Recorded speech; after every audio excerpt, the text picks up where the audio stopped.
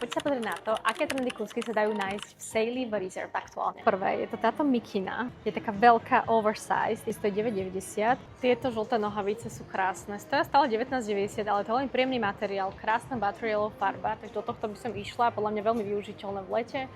A dobre sa stylujú do outfitov, viete si túto žltú napríklad dať s burgundy farbou, s ružovou, s hnedou, pekne vynikne.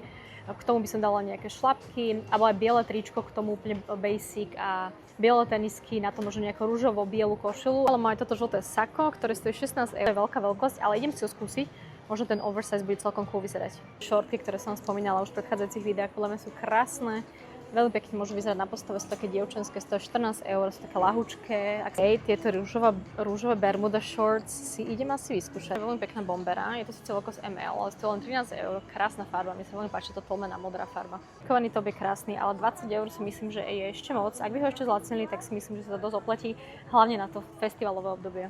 Páči sa mi tento žltý sveter, ktorý je XXL, takže ho môžete použiť ako šaty. Zelení má aj tieto letené nohavice, ktoré sa krásne nosia napríklad na plavky.